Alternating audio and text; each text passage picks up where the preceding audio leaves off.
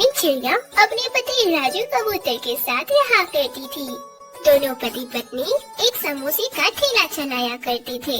टुनटुनी चिड़िया बहुत ही स्वादिष्ट समोसे बनाया करती थी और पूरे जंगल में उसके समोसे मशहूर थे। दूर दूर के जंगल के पक्षी उसके ठेले पर समोसे खाने आते थे। अरे ओ टुनटुनी बहन, 5 समोसे देना। टुनटुनी आंटी 2 समोसे मुझे भी दे दो। कुछ भी कहो टुनटुनी, ऐसे समोसे पूरे मोहनपुर जंगल में कोई नहीं बनाता। वाह वाह वाह वाह। दोनों पति पत्नी मिलकर अपने समोसे के ठेले से बहुत ही अच्छी कमाई कर रहे थे। सुनो जी राजू जी, कल सुबह जल्दी जग जाना, हमें मंडी जाकर समोसे बनाने का सामान लाना है क्योंकि सारे सामान खत्म हो चुके हैं। और हाँ, समय से आएंगे तभी तो समय पर अपना ठेला लगा पाएंगे। ठीक है टुनटुनी, तुम मुझे जल्दी जगा देना। सुनो भैया, 10 किलो आलू कर दो। ये 30 रुपए किलो वाला आलू है, बोलो ये दे दूं? अच्छा है ना, मीठा और खराब नहीं होना चाहिए। और हाँ, ये मटर भी तोल दो, प्याज और मिर्ची भी दे दो। टुनटुनी चिड़िया और राजू कबूतर समोसे बनाने के लिए सब्जियां बहुत ही अच्छी खरीदते थे। टुनटुनी और राजू कबूतर की जिंदगी में सब कुछ बहुत ही अच्छा चल रहा था कि एक दिन, सुनो जी राजू जी, आज हम सब्जियां लेने के लिए मंडी नहीं चल रहे क्या? अरे तुम भूल गई टुनटुनी, आज शहर से मेरा दोस्त कालू कौवा और उसकी पत्नी आ रहे हैं। ओह हाँ राजू जी, मैं तो भूल ही गई थी। अच्छा, मैं चली जाती हूँ मंडी, आप घर पर रहना, वे आएंगे तो उन्हें बैठाना। सामान लाना भी तो जरूरी है, नहीं तो कल हम ठेला कैसे लगाएंगे? फिर क्या था, राजू कबूतर घर पर ही रुक गया और टुनटुनी चिड़िया सामान लेने के लिए मंडी चली गई। जब वो मंडी से सामान खरीद कर घर वापस आई तो उसने देखा कि कालू कौवा और उसकी पत्नी आ चुके थे। तब टुनटुनी ने उसे नाश्ता पानी करवाया और समोसे बनाने का सामान निकालने लगी। अरे अरे, ये क्या, आप समोसे बनाने के लिए इतनी महंगी चीजें इस्तेमाल करते हो? अरे 5 रुपए के समोसे में 10 रुपए की लागत ही लगा देते हो तो कमाते क्या हो? अरे मुझसे सीखो, मैं कितनी अच्छी तरह से व्यापार करता हूँ। अगर तुम लोग ऐसे व्यापार करोगे तो कमाओगे क्या? मैं तुम्हारी कुछ बात नहीं समझा कालू। अरे राजू भैया, मैं आपको समझाती हूँ। आज हमने मिलावट करके शहर में एक अच्छा पक्का मकान बना लिया है। इतनी कमाई की है, बस ग्राहकों की जीभ पर स्वाद होना चाहिए। अरे सुंदरी, ये ऐसे नहीं समझेगा। राजू, मैं तुझे समझाता हूँ। तुम समोसे बनाने के लिए इतना महंगा मैदा, तेल और इतना महंगा आलू, मसाला ये सब यूज करते हो ना। मैं तो मिलावट वाली करता हूँ। मैं भी पहले तुम्हारी तरह अच्छी चीजें इस्तेमाल करता था, पर कुछ कमाई नहीं होती थी। फिर मैं मिलावट वाली सामान इस्तेमाल करने लगा और आज देखो, शहर में मेरा एक पक्का मकान है और कितने पैसे हैं मेरे पास। मैंने तो कब का वो पकौड़े और समोसे वाला व्यवसाय छोड़ दिया और अब अपनी पत्नी के साथ एक आराम वाली जिंदगी बिता रहा हूँ। टुनटुनी चिड़िया कालू कौवे और उसकी पत्नी की सारी बातें सुन रही थी। पर ये तो गलत है ना कालू, अगर हम ग्राहकों को अच्छा खाना खाने की बजाय घटिया मिलावट वाली खाना खिलाएंगे तो उनके सेहत पर भी तो असर पड़ेगा ना। अरे भाई साहब, किसी को कुछ नहीं पता चलता है जी। किसी को क्या पता कि आपके ठेले से समोसे खाने से कोई बीमार हुआ है। देखो भाई साहब, अगर आपको तरक्की करनी है और अपना पक्का मकान बनाना है तो मिलावट तो करनी ही होगी। हाँ हाँ टुनटुनी भाभी, मेरी पत्नी सुंदरी बड़ा ही सही बोल रही है।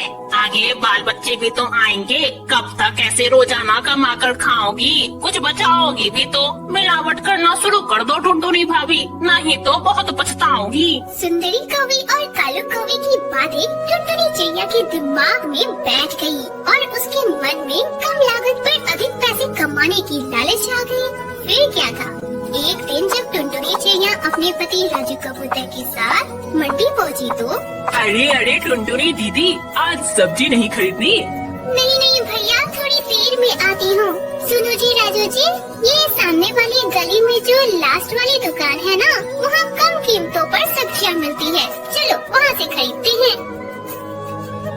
टुनटुनी, तुम ये कैसी बातें बोल रही हो?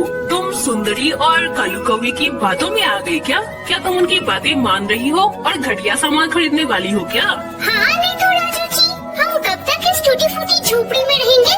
मुझे भी तो शौक है बड़ी बड़ी मकानों में रहने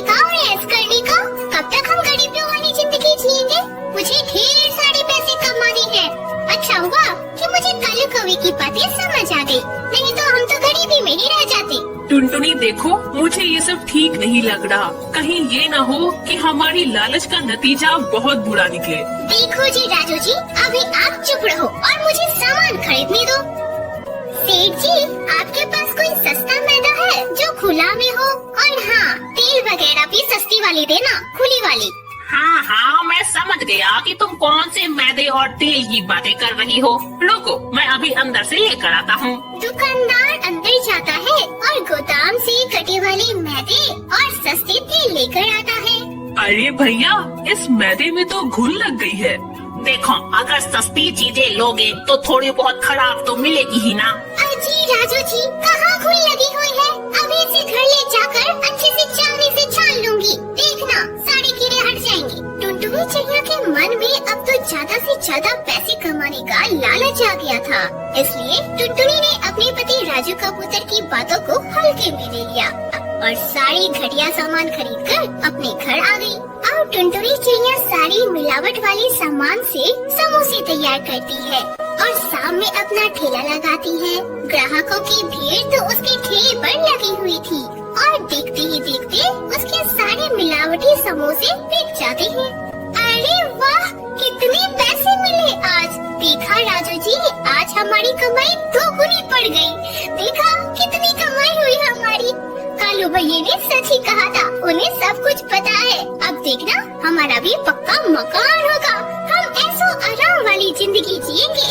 कल से मैं और सस्ते सामान लाऊंगी और फिर देखना हम कितना कमाएंगे। अब इस तरह टुनटुनी चिड़िया घटिया सामान मिलाकर जंगल वालों को समोसे बेचने लगी। दिन बीतने लगे और धीरे धीरे जंगल के सभी पक्षी बीमार पड़ने लगे। सभी पक्षियों को कुछ पता नहीं चल रहा था कि आखिर ये सब हो क्या रहा है। पर एक दिन पुलिस ने उस दुकान वाले को पकड़ लिया क्योंकि वो मिलावटी सामान बेचा करता था। हाँ जी, बताओ कौन से खाना पीना बनाने वाले दुकान है? और हाँ, ठेले वालों का भी नाम बता जिन्हें तू यह घटिया और मिलावटी सामान बेचा करता है। चल जल्दी बता, नहीं तो आज तेरी खैर नहीं। नहीं नहीं मालिक, मुझे मत कुछ करना, मैं अभी सब कुछ बताता हूँ मालिक। वह दुकानदार डर से सारे दुकान वाले और ठेले वालों का नाम बता देता है, जिसमें टुनटुनी चिड़िया और राजू कबूतर का नाम भी शामिल था। टुनटुनी चिड़िया और राजू कबूतर को पुलिस गिरफ्तार कर लेती है। आज कुछ चंद पैसों की लालच में टुनटुनी चिड़िया का बसा बसाया व्यापार ठप हो चुका था और अब वह जेल की सजा काट रही थी। दूर किसी जंगल में टुनटुनी चिड़िया अपनी छोटी सी बेटी पीहू चिड़िया और अपनी सास बगली कबूतरी के साथ रहा करती थी।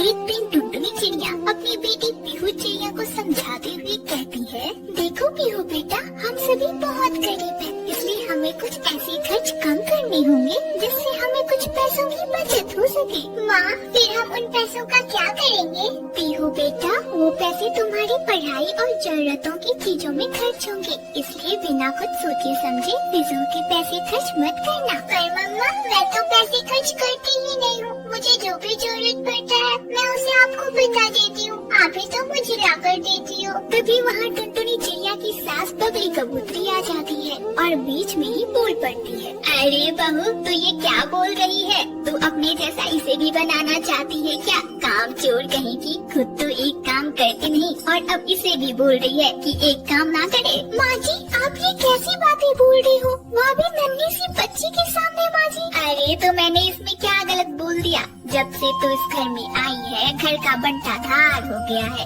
अरे मैंने सोचा था कि मैं अपने बेटे की शादी कर दूंगी तो घर में लड़का आएगा, और करमजली ने तो लड़की ही लड़की पैदा कर दी। माँ जी, आप हमेशा ये लड़का लड़की लड़ती क्यों रहती हो? माँ जी, लड़कियाँ भी तो भगवान की ही देन है ना। आप मेरी इस मासूम सी बच्ची को हमेशा पानी क्यों दिया करती हो? अच्छा बहू, तो तू अब मुझसे जवान भी लड़ाएगी? अरे इतना जवान जो चलता है तेरी, कभी सोचा है कि घर कैसे चलेगा? अब मेरा बेटा तो रहा नहीं जो कि तुझे मुफ्त की रोटियां खिलाएगा। माँ जी, मैंने सोचा है कि मैं एक ढाबा खोलूंगी जिससे हमें कुछ पैसे मिल जाएंगे और हमारा घर भी अच्छे से चलेगा। मैं वो सब कुछ नहीं जानती, तुझे जो करना है कर। मैं तुझे एक बात साफ साफ कह देती हूँ, मुझे तुझसे हर महीने 2000 रुपये चाहिए। अगर तूने नहीं दिए तो तू मेरा यह घर छोड़कर चली जाना। ठीक है माँ जी, आप चिंता चिंता मत करिए, मैं किसी तरह 2000 रुपये जमा कर लूंगी और आपको हर महीने दे भी दिया करूंगी माँ जी। बेचारी टुनटुनी चिड़िया अपने घर के बाहर मायूस बैठी हुई थी।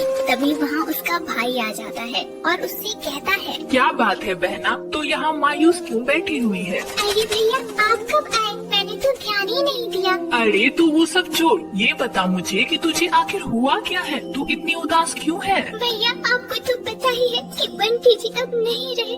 बंटी जी के जाने के बाद घर की सारी जिम्मेदारी मुझ पर ही आ गई है। आखिर घर कैसे चलाऊं मैं?